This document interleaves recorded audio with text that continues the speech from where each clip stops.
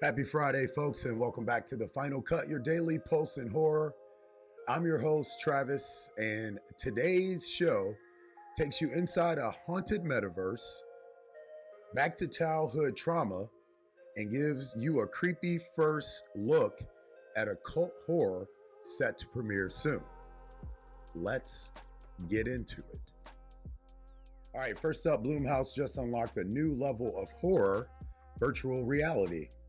The Blumhouse Horrorverse is now live in Meta Horizon, an immersive social VR space that lets fans explore the terrifying worlds of Megan, The Purge, The Black Phone, Wolfman, which probably wasn't that scary, and Happy Death Day. Inside the experience, you can take on mini games, check out exclusive content, or jump into the survival lockdown mode, where you're randomly assigned as a victim or a villain.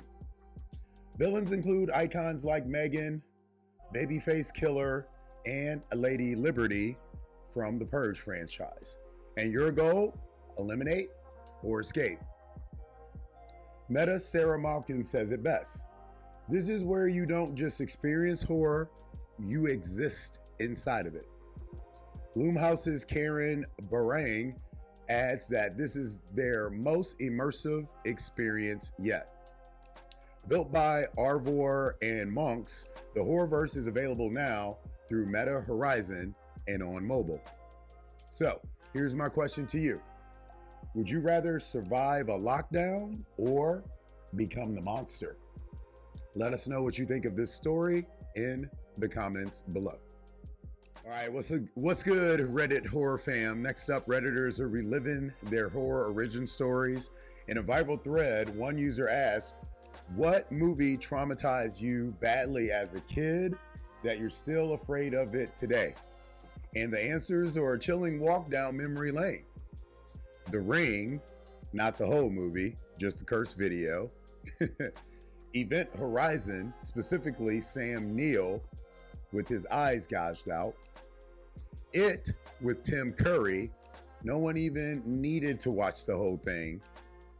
The Grudge, the sleepover classic that turned into months of paranoia. Some users shared how the marketing alone for The Ring gave them nightmares, with the cursed tape playing unannounced as a late night commercial. Others recalled the dread of dark office stairwells, haunted by the thought of The Grudge. Question to the audience. What horror film lives in your head rent-free from childhood? Let me know the name of the title or titles in the comments below. For me, Burn Notice, first Amityville, and I would say,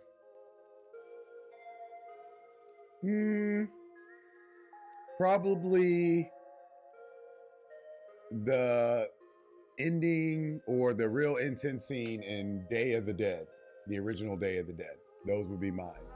Those would be my scenes that I still think about to this day. We love horror.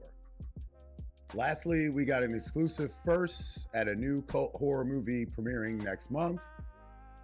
Self-Help, the latest from Founders Day directors Erik Bloomquist, debuts June 22nd at the Chattanooga Film Festival. Look for Chattanooga news coming up on the website later today. And we've seen the first haunting still, courtesy of the folks over at Bloody D. Think suburban ritualism, lanterns, and mystery cloaked in flannel. The story follows a young woman who infiltrates a dangerous self-actualization group after her mother falls under its spell. Expect manipulation, dark psychology, and some very creepy vibes, not perverted vibes.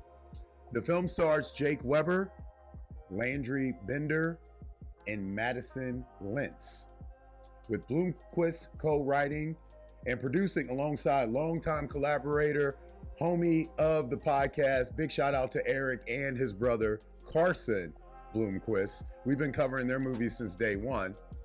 Expect the trailer soon, and trust this one's going to get weird. So, here's my question to you. Are cult horrors the scariest subgenre, or just the most realistic? Look for more Chattanooga film news coming up soon, and look for more on this story. But let us know your thoughts on it in the comments below.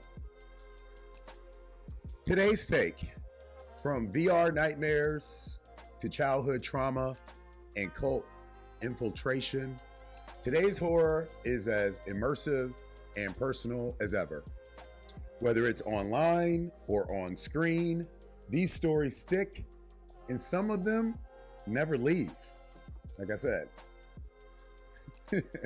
Maniac Cop, the first one, probably Maniac Cop was my history with police, right? If you're listening to today's show on Spotify, make sure you answer today's Spotify poll question. Before we wrap up today's show, look at what we just got in the mail, courtesy of our lovely friends at Blumhouse. It is the collector's edition Blu-ray of A Woman in the Yard, and it also has the digital codes that we talked about before. Look to our socials this weekend to find out how to get your hands on a copy of that. And that's it for today's episode of The Final Cut. But how to get that copy, you got to make sure you're following us at HMUNCUT on all platforms, on X at Travis Nyquill. And don't forget, check out that Patreon where we were talking about these giveaways, exclusive contents, and behind the scenes extras dropping soon. Thank you for watching. And as always, we'll see you guys next week. We're getting ourselves geared up for fight camp for Buck's big fight coming up against Kamaru Usman. You guys will start seeing changes of scenery as we start broadcasting from Atlanta pretty soon. But you know the deal. Until then, as always, keep the lights on so you can get you some Woman in the Yard. And even if you didn't like the movie, man, come on. Blu-ray, collector's edition, digital code. What more could you want? Keep the lights on. See you next week.